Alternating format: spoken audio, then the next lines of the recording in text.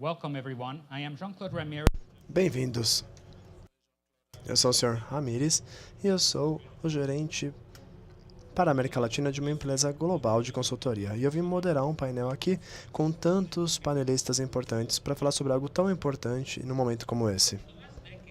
Na última década, nós vimos uma crescente demanda na expectativa por parte dos consumidores, investidores, funcionários, empreendedores e a sociedade como um todo, dentro do nosso sistema econômico e para com a criação de um setor privado mais socialmente responsável em linha com os seus objetivos e as demandas de nossas metas. Isso tem a ver com duas tendências. De um lado, vemos as empresas tradicionais passando para modos mais transformacionais e ambiciosos no que se refere à responsabilidade social e ambiental. Essas empresas perceberam que o propósito motiva mais as pessoas que o dinheiro, muitas vezes. E isso é muito comum para com os mais jovens. Quando a gente pensa em propósito, os empregados ficam mais felizes, mais produtivos, as empresas têm um recrutamento e taxas de retenção maiores, os clientes são mais fiéis e a performance melhora. Deixa eu dar alguns dados. Há um recente estudo que mostra que um funcionário motivado tem uma chance de 45% de ser mais produtivo do que um satisfeito, mas um funcionário inspirado pode ser 2,5 vezes mais produtivos do que um funcionário satisfeito. 70% dos funcionários se importam em trabalhar com uma empresa que tem práticas sustentáveis mais do que 3 anos atrás. Outra tendência é a emergência de novas entidades. Falamos então com 4 empresas que fazem parte do governo, do setor privado e empresas sem fins lucrativos. Essas organizações vêm de diversas maneiras. A mais comum se chama B Corporations. Também há empresas sociais, empresas ambientais e outras, mas todas têm um DNA comum que combina o lucro com os impactos sociais e ambientais, tentando reduzir as externalidades ao nível mínimo. Em 2015, quase 200 membros da ONU, de modo unânime, adotaram 17 metas de desenvolvimento sustentável. Fomentar o crescimento sustentável, social e a proteção ambiental no mundo todo.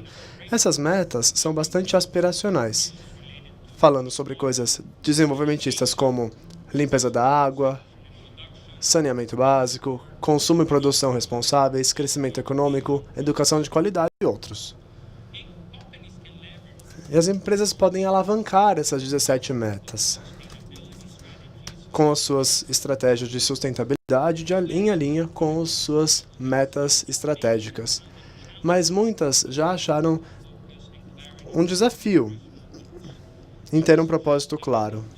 As pesquisas mostram que somente 4 empresas têm sucesso e quase 50 falham. Então, nessa sessão, a gente tem uma oportunidade muito particular de falar sobre o que é necessário para que façamos essa mudança e uma adoção sucessiva sobre essas práticas por parte das empresas para que elas se tornem líderes e que tenham uma liderança com propósito. Para falar sobre isso, nós temos aqui um painel excelente.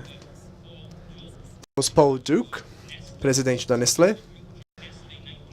Ele entrou na Nestlé em 1979, se tornou CEO em 2008 e desde 2017 ele é o presidente do membro de conselho.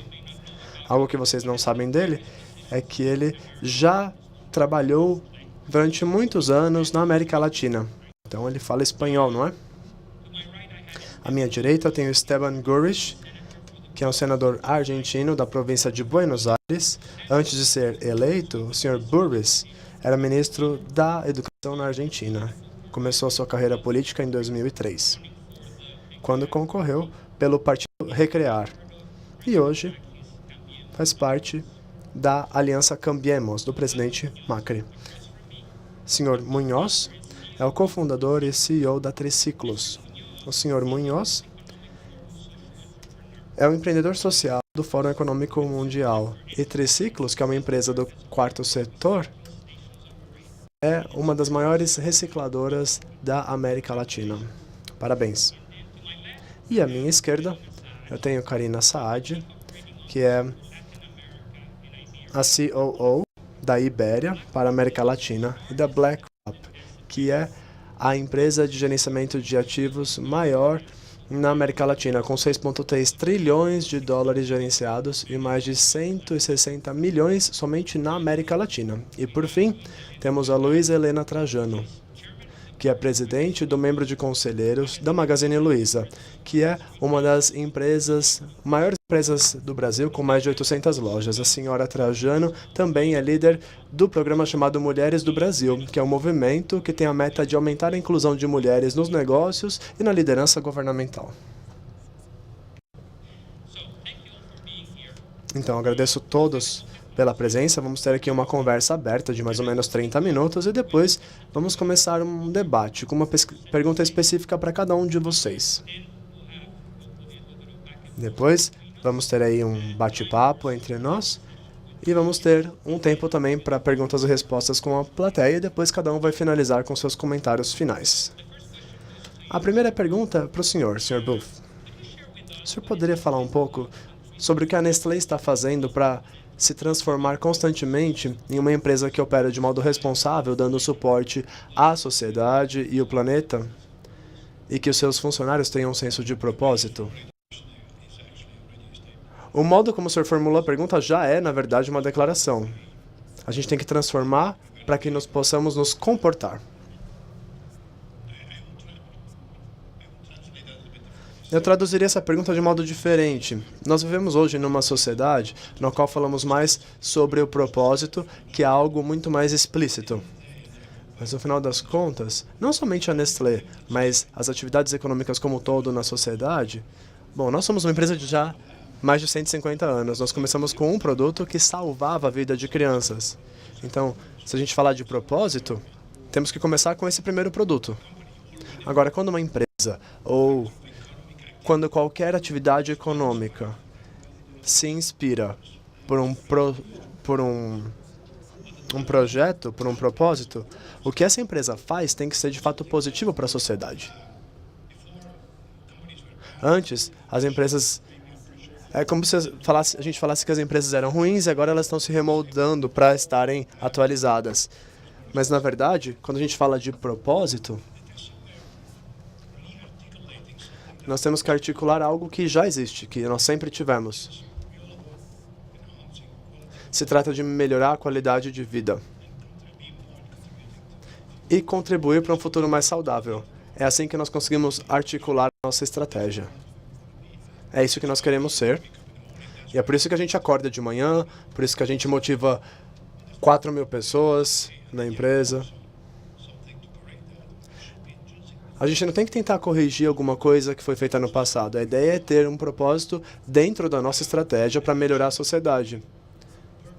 E quando falamos de propósito, eles estão ligados aos valores. Nós temos que ser motivados pelo propósito e guiados pelos valores. Os valores são bem claros, eles não mudam. O mundo muda, mas os propósitos e o valor de uma empresa não podem mudar. Porque são eles que vão nos guiar, são a nossa diretriz. Os valores têm a ver com respeito. Respeito primeiro por si próprio, e aí tem a ver com a sua responsabilidade, com a sua transparência, e também responsabilidade para com o outro. E aí falamos de confiança. A qualidade tem a ver com isso, os relacionamentos têm a ver com isso. E respeito pela diversidade. Nós somos uma empresa muito diversa. Nós operamos em quase todos os países do mundo. Temos mais de 100 nacionalidades diferentes na nossa matriz. Então, respeito é importantíssimo. E respeito também ao futuro. E aí falamos de sustentabilidade, as próximas gerações e um pensamento de longo prazo. Longo prazo.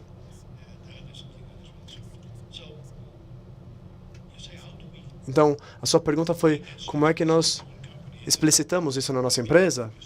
Bom, a gente tem que ser verdadeiro com nós mesmos. Isso é o trabalho do CEO, dos presidentes, que essas duas coisas estejam bastante claras para as pessoas. A sua estratégia, que se traduz em propósito, isso vai motivar as pessoas e, por outro lado, os valores. E o que e o como é o que chamamos de valor compartilhado. Que tem a ver com outra coisa que eu falei antes. Uma empresa nunca vai ter sucesso se essa empresa não impactar a sociedade de modo positivo. Isso não tem a ver somente com os lucros ao final do ano. Isso tem a ver com as 52 semanas do ano. É assim que nós tentamos incluir isso na mentalidade das pessoas, no mindset, que elas se sintam parte do processo, parte do propósito, para que possamos ter um futuro melhor. Então aí temos o que, temos o como, e assim começamos a fechar o processo com o porquê.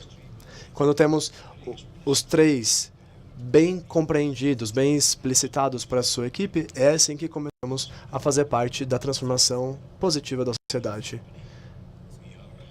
Somos uma empresa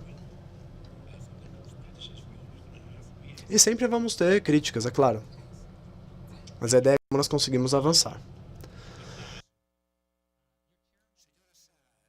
Senhora Saad, o CEO Larry Fink fez uma chamada para ação para diversas empresas que muitas vezes se focam nos resultados trimestrais. Ele também disse que a BlackRock, por conta da sua influência como investidora, já conhece a sua responsabilidade para motivar essa mudança. Então, como é que a senhora acha que as empresas têm aí que flutuar entre esse espectro, que de um lado tenta maximizar os benefícios financeiros e do outro lado do espectro tem a maximização dos benefícios sociais? Antes de tudo, muito obrigado. É um prazer estar aqui. Quando a gente fala com a BlackRock, a gente pensa na maximização do valor, de lucros. E sociais não são coisas mutuamente excludentes. Pensamos sempre no nosso sentido de propósito e na nossa visão longo prazo, que tem a ver com diversos participantes do projeto. As empresas que têm mais sucesso no longo prazo, nós, como somos investidores em muitas empresas no mundo todo, investimos em mais de 15 mil empresas em 90 países e sugerimos que as empresas que já têm um senso de propósito bem definido são as que têm uma vantagem competitiva muito clara no longo prazo. Isso que é importante, ter um horizonte de longo prazo em mente. A ideia é articular como essa vantagem competitiva se insere no mercado de trabalho. As empresas que têm um senso de propósito claro são mais eficientes, conseguem atrair mais talentos, conseguem motivar os seus talentos, porque as empresas que têm um propósito, esse propósito ele é abraçado, bem recebido pelos seus funcionários, eles conseguem avançar, conseguem ir além. As empresas que têm um propósito bem claro conseguem alinhar os interesses dos investidores e dos que estão na empresa. Porque quando a gerência tem uma visão de longo prazo, entendem o que é essa visão, eles vão ter mais foco na execução dessa estratégia de longo prazo, muito mais do que simplesmente focar no que está acontecendo no curto prazo. Somente nos resultados financeiros de curto prazo. E no final das contas, a execução consistente dessa estratégia e de ir atrás desses resultados vai ser mais importante para a criação de valor do que somente a entrega de resultados financeiros no curto prazo. Então, não se trata somente de conseguir os resultados no trimestre, mas sim a consistência e coerência desses resultados. A equipe gerencial vai ter mais efetividade se pensar dessa maneira. Agora, essa vantagem competitiva não é... Para ter vantagem competitiva, o propósito não é suficiente. O que é importante é executar esse propósito em nível local. Então, o propósito ele tem sim que estar articulado globalmente, mas a execução tem que ter relevância local. Temos que ter impacto nas comunidades locais e é assim que os funcionários, que a gerência vai conseguir se identificar com esse propósito. Então, de novo, a ação local é muito importante para que de fato haja uma vantagem competitiva. Outra coisa, não há conflito na nossa visão entre a maximização de valor e o propósito. Nós somos investidores. Claro que a gente quer maximizar o valor, é a nossa expertise. Mas o que a gente quer é que esse valor seja maximizado e sustentável no longo prazo. E é aí que entra o propósito. Obrigado. Senhor Munhoz. Era pioneiro na América do Sul. O que o senhor pode falar a respeito sobre o que as empresas têm que fazer, de um lado, para criar uma plataforma com uma necessidade de impacto e, por outro lado, conseguir entregar essa visão que se traduz em métricas e atividades concretas para que os empregados, funcionários, saibam o que fazer no seu cotidiano? Obrigado pela pergunta. Obrigado por incluírem esse assunto na nossa agenda. Obrigado ao Fórum Econômico Mundial. Acho que é um tópico importantíssimo para muitas pessoas. Como a Karine falou, há algo muito importante quando falamos sobre o objetivo final. Se as pessoas não receberem um benefício financeiro por criar um benefício social, nada funciona. Pode ser algo fantástico, pode funcionar às vezes, mas na prática, a maior parte das pessoas, as pessoas fazem o que elas são pagas para fazer. Então, quando falamos de criar uma empresa, ou mudar nosso foco, ou ampliar um foco, o principal jeito de fazer isso é através da mensuração. Não dá para recompensar as pessoas se nós não medirmos. Então, em primeiro lugar, é necessário desenvolver ou usar os KPIs corretos para que, de fato, possamos entender como é que isso vai, ou qual é esse impacto, o que é que acontece ali. Em primeiro lugar, acho que nós temos muitos incentivos muito relevantes de curto prazo. Em segundo lugar, as pessoas que administram as empresas foram treinadas para não considerar as questões ambientais e sociais, mas sim para ampliar o lucro dos investidores. Então a gente precisa mudar essa cultura. Precisamos passar de uma visão unidimensional para uma economia multidimensional, pensando aí no papel da sociedade e também no papel das empresas.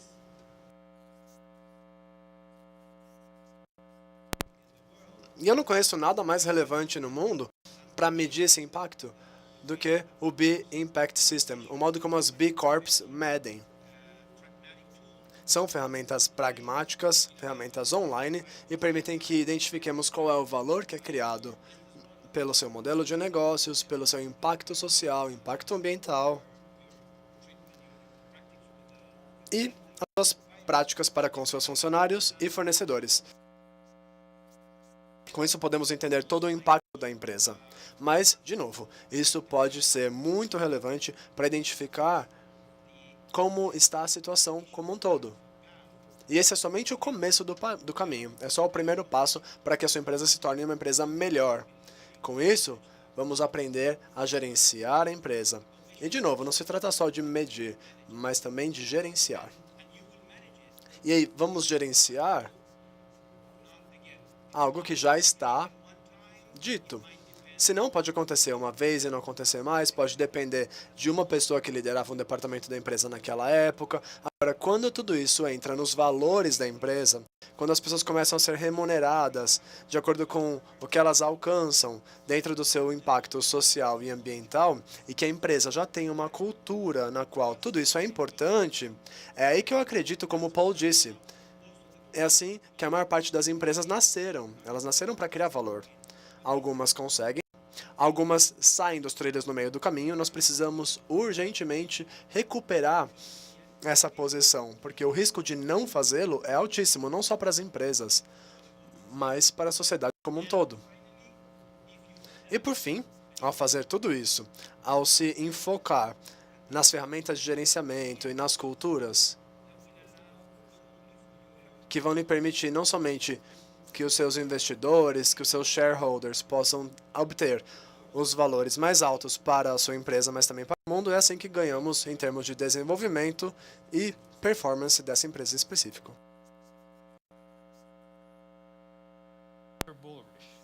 Senador Bush.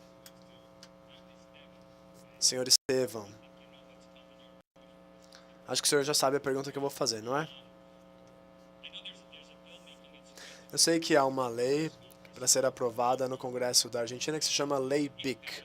Se essa lei for aprovada, esse capital de mercado vai fornecer incentivos para empresas B lucrativas que vão ser certificadas como empresas que buscam metas socioambientais. O senhor poderia falar um pouquinho para a gente sobre do que se trata essa lei, esse projeto, que é a primeira tentativa de aprovar um projeto de lei como esse na América Latina? E por que é importante para o governo do Macri? Antes de tudo, quero dizer que nós estabelecemos uma meta. O presidente Macri já falou abertamente que ele quer que o seu governo seja medido no quanto ele conseguiu reduzir a pobreza na Argentina. Nós conseguimos aí começar com um nível de pobreza de 31% na Argentina, que já está sendo reduzido. A meta é reduzir a pobreza, e para isso nós precisamos da participação não somente do governo, mas da sociedade como um todo. E como Salomon disse, acho que os negócios são importantíssimos nesse sentido. A ideia do projeto de lei era criar uma estrutura na qual haja incentivos, como o senhor disse, para que possamos medir o sucesso das empresas, não somente em termos de lucros, mas também em termos da sua visão de longo prazo, utilizar alguns incentivos de curto prazo, como o Gonçalo mencionou, serem levados para a equipe de gerenciamento para que possam visualizar as metas de longo prazo. Mas também queremos usar os recursos argentinos. Nós acreditamos que um país como o nosso tem um potencial enorme. Temos muitos recursos naturais que precisam ser apoiados, temos que ter um uso sustentável e pensar na sustentabilidade do desenvolvimento do nosso país para com as próximas gerações. Essa é a ideia por detrás desse projeto de lei, que está para ser aprovado no Congresso. Mas eu quero adicionar aí mais uma dimensão a esse debate, que eu acho importante. O Paul estava falando sobre a ideia do propósito, que é um propósito que se manteve igual durante muitos anos. Eu acho que em alguns casos o propósito tem que ser revisto. Eu não vou falar sobre a Nestlé em específico, mas em termos gerais, o mundo hoje demanda um outro tipo de colaboração entre as empresas, entre o governo, para que possamos atacar os problemas sociais, a pobreza, a fome. A ideia de ter um ambiente sustentável, a questão do aquecimento global, todos esses tópicos demandam não somente o comprometimento aí dos governos, mas também o comprometimento de cada um dos cidadãos. Isso dentro do nosso país e da sociedade como um todo. E aí precisamos continuar promovendo essa ideia de ter um propósito mais amplo, um propósito coletivo. As empresas, sim, podem ter o seu próprio propósito, mas ele tem que estar alinhado com o propósito coletivo da sociedade. Eu acho que a ideia por detrás disso é que essas empresas grandes precisam ter um propósito coletivo que motivam a todos, não somente a empresa em si. Bom, podemos voltar a essa questão mais tarde, não é? Quando falarmos sobre a intersecção sobre as três esferas. Senhora Trajano, a senhora é conhecida no Brasil toda como uma líder que inspira muitos, com um senso de propósito muito forte. Uma das perguntas que eu gostaria de fazer é, pensando na sua carreira com o Magazine Luiza, quando foi o momento mais importante que a senhora fez a mudança em termos do seu propósito de negócio e o porquê a senhora fez isso? A gente tem um slogan que o que muda é que a gente sempre muda. Mas a gente nunca mudou, eu não digo nem o propósito, os princípios nossos, de honestidade, de transparência, de verdade. A empresa começou com muita dificuldade, eu sou filha única, sobrinha única. Minha tia, quando começou, ela tinha dinheiro só para pagar a prestação. Mas ela começou a empresa com o único propósito, gerar emprego para a família. Já começou, não era para ganhar dinheiro, era para gerar emprego. Isso eu acho que foi um eixo muito grande para nós. E quando eu tinha 12 anos, que eu já comecei a trabalhar, eu sempre perguntava por que uma empresa cresce, as pessoas são tão infelizes e não contribuem com nada no país. E por que uma empresa ganha dinheiro, que cresce, e uma empresa, quando é feliz, não ganha dinheiro. Então, eu sempre tive esse desafio. E me perguntam muito qual foi o momento mais importante da minha vida. Eu falo que depois que a gente tem filho, o momento mais importante é com o filho. Não adianta. Agora, profissionalmente, o momento mais importante, o Magazine Luiza foi a primeira empresa do mundo que ganhou o primeiro lugar de varejo, que ganhou o primeiro lugar para se trabalhar, em 2013. Porque o varejo, minha gente, a última coisa que o povo quer ser é vendedor. Quando ele não dá para nada, ele vai ser vendedor. Como é que você vai trabalhar isso? Segundo, nós temos 800, 900 locais e mais de 600 locais diferentes. Como é que você trabalha a comunicação, estudo, alinhamento e tudo mais? Então, era um desafio diário. Então, quando a gente recebeu esse prêmio, nós somos a primeira de varejo do mundo, concorrendo com todas as outras empresas, e já tendo na época, hoje a gente tem 22 mil funcionários diretos, 40 mil indiretos, e que responde. Então, a gente sempre teve um critério assim. E eu vou falar um pouquinho mais do que nós fizemos por propósito. Então, por exemplo, eu sou apaixonada pelo Brasil, o Magazine Luiza toda segunda-feira, nos seus 900 lugares, canta o hino nacional, o hino da empresa, a gente veio do interior, então a gente reza, a gente mostra os resultados, é alinhamento. Nós temos uma TV Luiza, mas a gente sentiu, todo mundo fala de educação, educação, educação.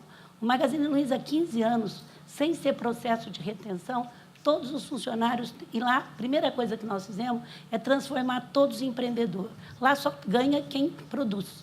Nós mudamos o salário, inclusive, de vendedor com o sindicato, porque o vendedor punha o dinheiro na bolsa e não queria saber de mais nada.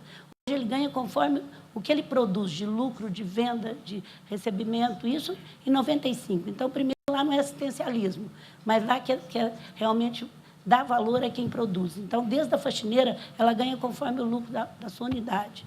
Então, isso é batata. Mas a gente não sabe que 60% dessa população ganha até R$2.000 por mês, gente. Quem vai para o Nordeste sabe que 200 metros não tem água. As pessoas não tiveram oportunidade de estudar. Então, há 15 anos, o Magazine Luiza oferece bolsa de estudo de 20% a 90% para qualquer matéria que a pessoa queira estudar e não é processo de retenção. Ele pode formar hoje e sair amanhã. Nós já formamos mais de 8.000 pessoas estudando para ajudar. É uma semente. Enquanto isso, no Mulheres do Brasil, eu estou lutando para ter educação para todos.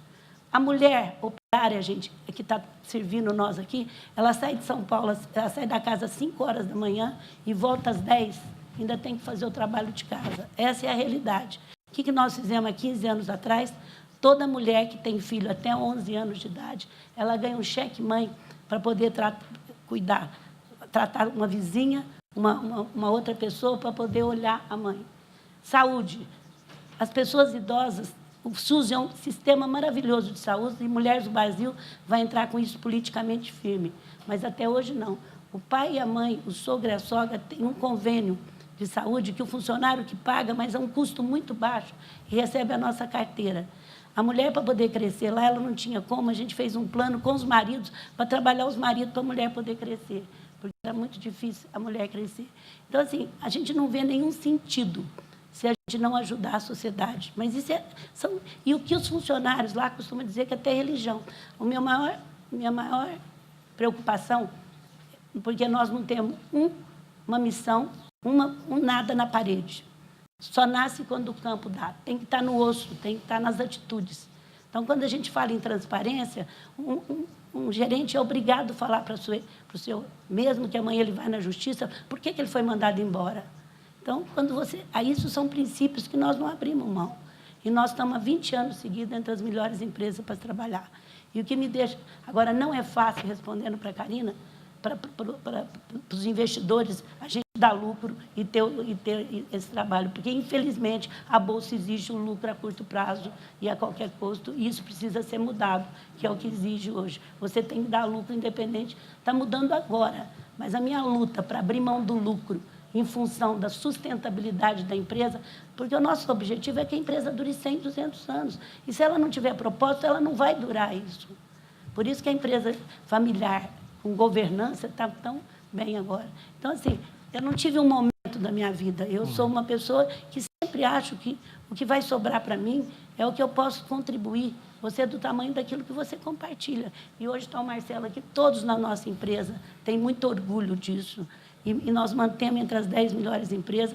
E mais legal agora, a gente tem dado muito, você está vendo a Bolsa aí, e a minha família nunca me perguntou porque a Bolsa estava R$4 e não fala parabéns também porque está 90, porque o objetivo dela é durar 100 anos, é durar 200 anos. Mas essa geração que está entrando, o desafio do meu filho, que está na empresa, é voltar a ter o primeiro lugar, porque a gente está em quarto, é ter o primeiro lugar. Então, ele tem o diretor de recursos humanos na mão dele. Ele dá coisas que eu nem esperava.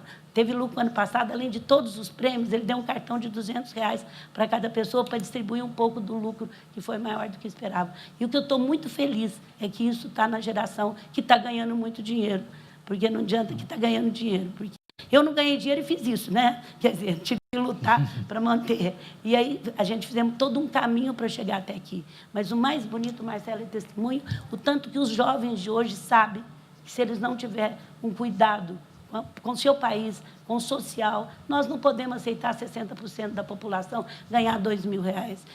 Esse fórum está mostrando isso, só através do emprego. Para mim, o emprego é a melhor coisa que eu posso contribuir para que as pessoas tenham dignidade no país. Muito passão.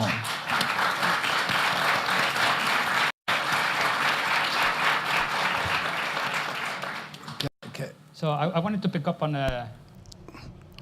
Você quer fazer um comentário? Eu queria pegar um gancho aqui, por favor.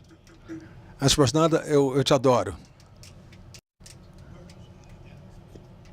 De propósito, uma coisa filosófica. O propósito é ser articulado. Dá um fraseado diferente, dependendo do momento em que você vive, para a gente articular o nosso propósito, porque também os mais jovens reagem em cima das palavras. Os planos de ação que resultam desse propósito mudam, a sociedade mudou, a conscientização da sociedade está surgindo de formas diferentes sabores e cores. E as pessoas têm que ter uma boa sensibilidade para isso e, a partir daí, reagem. Mas elas acreditam que o propósito fundamental para a existência de uma empresa mudou. Quando dissemos que queremos aprimorar a qualidade de vida das pessoas, isso mudou, porque nós temos outros parâmetros de nutrição, de saúde, de estilo de vida, e isso reage junto com outras coisas, e temos que estar sempre pesquisando. O propósito por si, eu acho que não. Na verdade, se o seu propósito num nível mais elevado estiver bem definido, e os valores também estiverem bem definidos, né, os valores de uma empresa, etc. e tal, bom, eu não vejo que tenha mudado. A cultura tem mudado, né? As atividades, nosso envolvimento, somos mais explícitos no nosso engajamento, isso tudo mudou. Mas as pessoas estão cada qual no seu canto da sociedade, e esse engajamento, esse envolvimento mudou. Mas o propósito, eu acho que não. Na verdade, isso é uma abordagem um pouquinho filosófica. Talvez nem seja útil nós adentrarmos aqui uma discussão filosófica, mas eu colocaria um ênfase maior na liderança. Você mencionou o fato de, como líder, você precisar também estar à frente desse propósito. Eu acho que os exemplos das empresas que têm um propósito que são destruídas pela liderança. O argumento que eu quero apresentar aqui é essa ideia de um propósito coletivo. Você pode ter um propósito da empresa, por isso que eu não queria falar especificamente de uma empresa, mas agora existe um propósito social, que eu acho que precisa ter uma sensibilidade maior da empresa, da liderança, para atentar para esse propósito social, que se tornou cada vez mais global. Passou de uma cidade para um estado, para um país, e agora vai além das fronteiras do país. É isso que eu queria colocar na mesa. Eu vejo a necessidade, e agora eu estou falando mais da Argentina, que é o local que eu conheço melhor, mas vejo a necessidade desse comprometimento de uma forma diferente, a necessidade de uma maneira diferente para lidar com aquele mesmo propósito, porém, de maneiras diferentes que podem mudar os valores, não os valores por si, porém, os valores que você coloca à frente e a ordem como você os coloca. É disso que eu quero falar. Eu acho que existe essa necessidade coletiva que pede uma mudança. Eu gostaria de acrescentar alguma coisa. Uma outra coisa que mudou é que antes a gente tinha um certo escopo de conhecimento. Então você pode ter um grande propósito, totalmente focado no seu cliente, no seu público-alvo, mas de repente você pode estar perdendo o seu impacto interno. Já vimos acontecer isso com empresas que têm um propósito, se concentram naquilo que vão entregar para os clientes, porém deixam passar o impacto que tem sobre o empregado, sobre o meio ambiente. Agora compreendemos que o enfoque da empresa, o papel da empresa não é só estar ligado a atender o cliente. Na verdade, ele inclui muitas coisas mais, muitos outros setores que não estavam nem incluídos antes. Eu acho que para que o propósito contribua à coerência desses resultados de longo prazo, ela tem que ultrapassar a perspectiva de tempo. Tem que ser uma visão de longo prazo, mas tem um aspecto coletivo, conforme você vinha falando. A manifestação, embora o propósito não mude durante um certo prazo de tempo, a manifestação relativa ao propósito vai mudar dependendo das necessidades da sociedade que você atenda, né? A BlackRock, por exemplo, o nosso propósito é estabelecer um futuro melhor. Um dos maiores desafios do mundo é ajudar que os indivíduos atinjam segurança financeira ao longo de sua vida. Então, temos que ajudá-los a se preparar para a aposentadoria. A execução desse propósito vai depender do mercado em que atuamos. No México, atuando com as entidades reguladoras para criar um sistema de aposentadoria que acomode essa longevidade. Na Argentina, a estabilização de mercados de capital locais. Essa manifestação difere, sim, porém o propósito tem sido o mesmo desde a criação da empresa e é uma das razões pelas quais ela manteve o foco nessa visão de longo prazo, levando a uma coerência e consistência da execução. No final das contas, a discussão é de curto prazo e longo prazo, essa tensão entre o curto prazo e o longo prazo. Todos concordamos e discutimos a mesma coisa. E saímos daqui impressionados, com impressões oriundas de cada perspectiva diferente. Para chegar ao longo prazo, você tem que suplantar o curto prazo. E esse é o desafio que a gente tem, onde a gente tem a questão da liderança. Precisamos atender também o curto prazo, porque se você não tiver uma intenção de curto prazo, de fazer eficientemente, atuar eficientemente, não dá. Você precisa de liderança na visão, propósito, do contexto mais amplo, para dizer que nós vamos atuar de uma certa forma que atenda à sociedade no contexto mais amplo,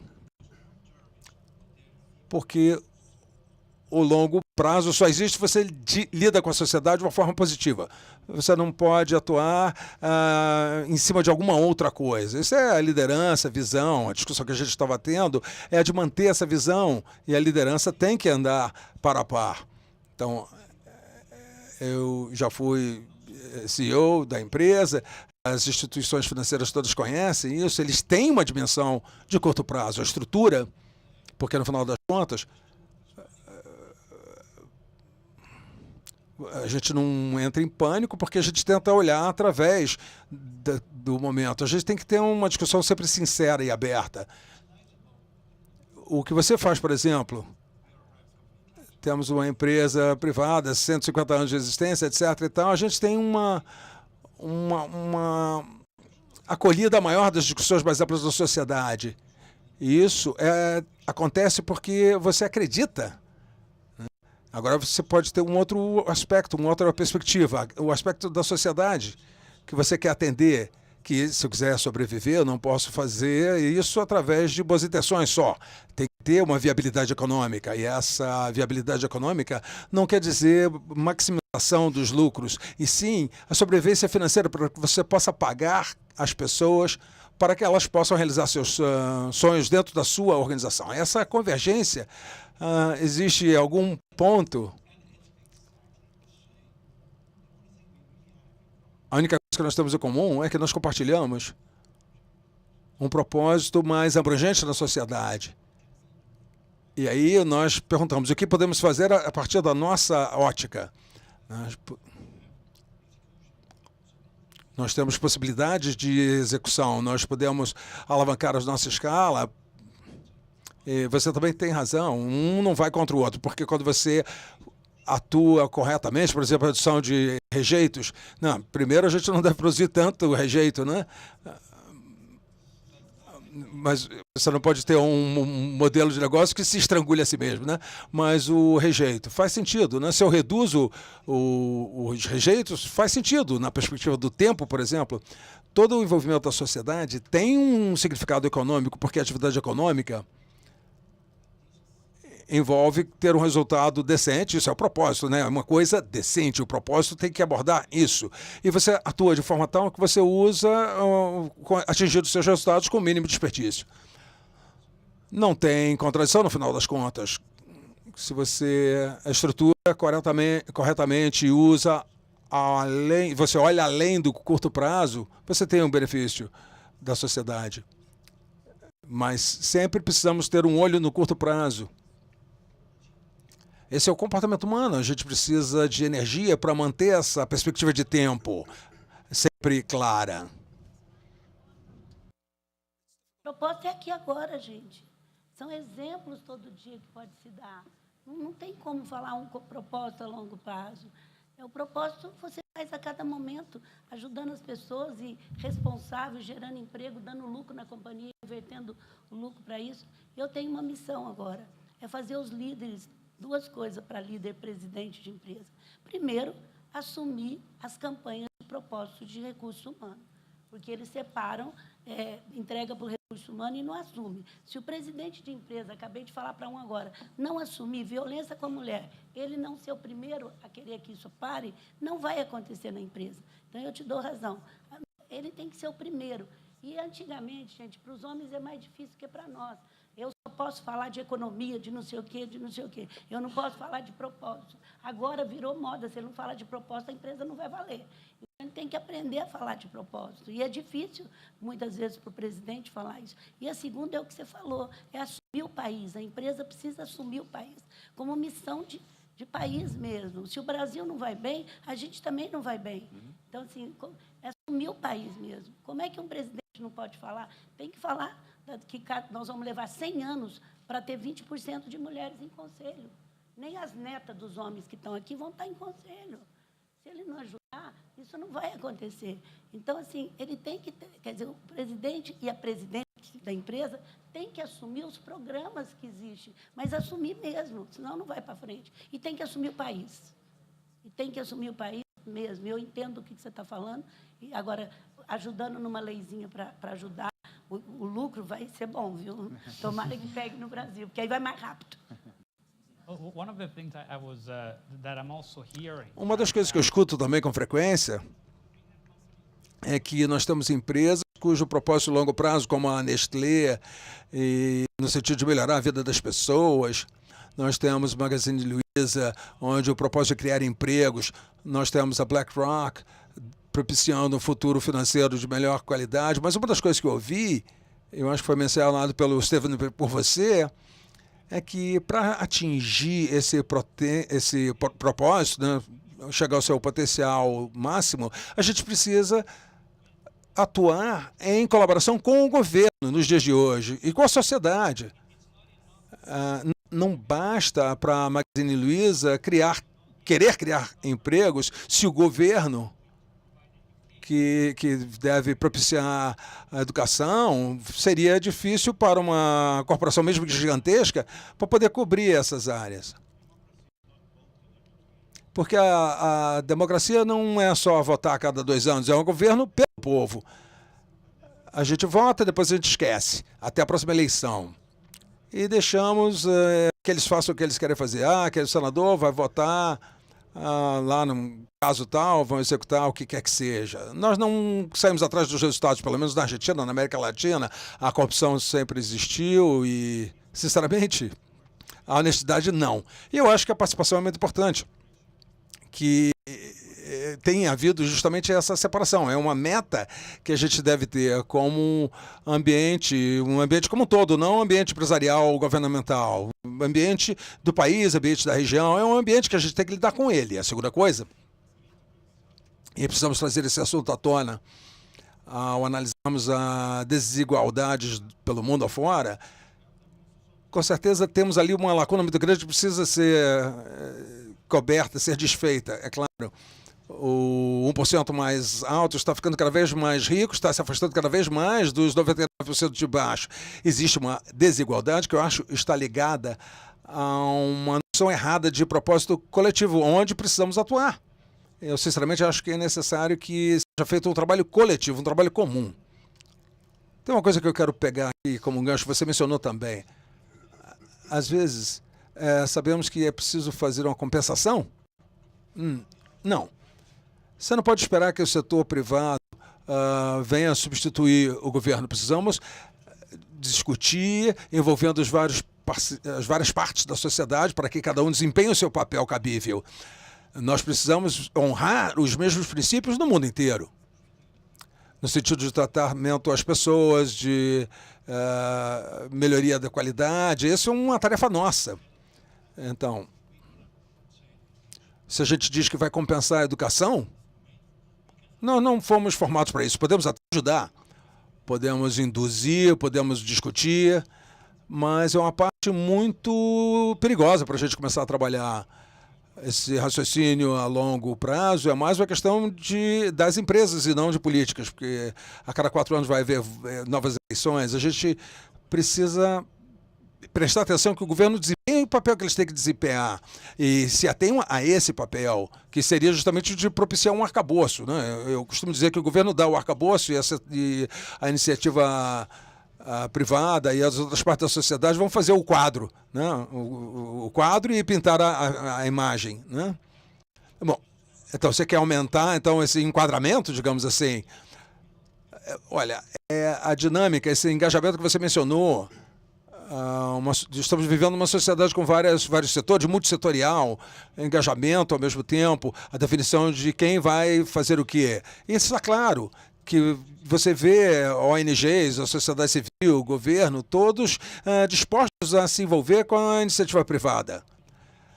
Sempre foi visto como a área que só busca lucros na sociedade. Não, não é assim. A esperança agora, então, é envolver.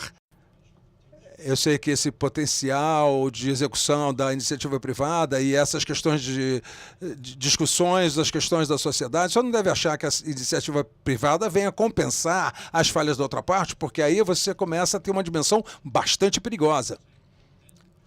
Eu diria, então, que o propósito das empresas começa a mudar, quando não deve. Eu gostaria de um pequeno período aqui para a gente poder fazer umas perguntas da plateia. Depois encerraremos ao final. Então, quem quiser, por favor, levante a mão. Não sei se o microfone já está disponível aí. E antes de falar, por favor, identifique-se. Eu sou Suzana Pádua. Eu sou empreendedora social. Trabalho com o meio ambiente. Uma das perguntas é: se você pensa na cadeia de produção, uma empresa como a Nestlé, por exemplo, tem uma influência muito grande em toda a produção. Uma das responsabilidades, no meu entender, um dos propósitos, seria o de ser realmente responsável e influenciar que as coisas sejam feitas da maneira correta. No final das contas, você vai entregar um produto de excelente qualidade. Não um produto de qualidade questionável ou mediana. São nutritivos e isso é correto. Então, muito obrigado pelo comentário. Acho que você tem toda a razão. Não devemos nos esconder dizendo que só somos responsáveis pelo que acontece entre as nossas 4 paredes. Nós somos parte da sociedade. A nossa cadeia de suprimento, elas se aprofundam até a área dos cultivos, a dimensão agrícola. Por isso que nós temos um código bem explícito para a cadeia de suprimentos. E é muito complexo. Às vezes, coisas acontecem a montante da nossa cadeia que a gente não percebe e, de repente, a gente não vai enfiar a cabeça na areia. A gente tem que se envolver com as ONGs para poder ver como é que nós podemos conseguir dimensões melhores também a montante da nossa localização na cadeia de produção.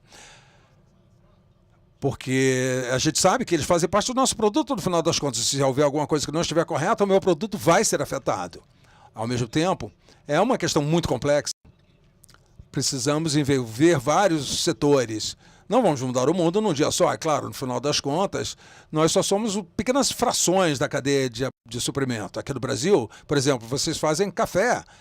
O café de vocês é bastante grande e nós só temos uma parte da cadeia de suprimento, várias outras entidades participam dessa cadeia, então nós precisamos nos envolver com outros atores. Isso é complexo e a gente não pode se esconder. E isso é um desafio sempre muito grande. Uma última pergunta rápida. Eu sou Marcela Torres. Eu tenho uma empresa social no México. Nós trabalhamos com refugiados e migrantes. Um dos grandes desafios que nós temos é que o país não tem uma legislação, ou instrumentos financeiros, ou nada desse tipo para as empresas de cunho social. Então, basicamente, nós precisamos pagar impostos e trabalhar dentro do sistema normal dos negócios. Então, não deveria haver uma legislação diferente, um processo tributário diferente para empresas que têm uma forma de atuar bem diferente. Diferente do tal do business as usual, né? Nós trabalhamos para gerar uma receita, mas a nossa meta é a igualdade social. E o México não tem nada disso. Então, como empresa que acaba de surgir, nós somos muito afetados por isso. Então, será que a gente deveria criar esse tipo de coisa? Quem gostaria de responder a pergunta?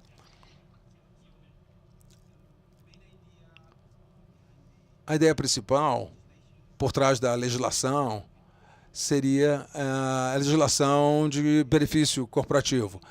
Ou seja, muitas empresas do mundo inteiro tentam criar esse impacto e acabam se confundindo, porque às vezes são percebidas como ONGs, ou algumas que são ONGs, mas querem atuar no mercado, querem trabalhar com as ferramentas do mercado, mas na maior parte das vezes é uma questão de como recompensamos o impacto que essas organizações estão criando. Há valores corporativos que às vezes são ativos para a sociedade como um todo. Eu diria que há duas coisas. Uma delas, se aprovarmos essa legislação, nós vamos permitir que os governos possam desenvolver ferramentas de promoção que vão ajudar essas empresas a aumentar o impacto que elas têm e o seu crescimento. Mas também vai colocar essas empresas diante do mercado financeiro. Eu já levantei capital 4 vezes, grandes fundos do mundo inteiro buscam empresas semelhantes à minha e colocam dinheiro ali para trabalhar não só em prol da recompensa financeira, mas também buscando o impacto socioambiental. Me pedem para divulgar mensalmente o fato de gerarmos lucros, mas também de gerarmos esse impacto socioambiental. No seu caso, o trabalho com refugiados, não vão buscar só essa recompensa financeira, mas também empoderar você, sua equipe, para poder gerar esse impacto adicional. E essa conversa como um todo gera um novo ecossistema para a sociedade como um todo. Falando em outras palavras, no Chile, por exemplo, temos essa iniciativa 3 by I, 3 por I. Inspirar, incluir e inovar.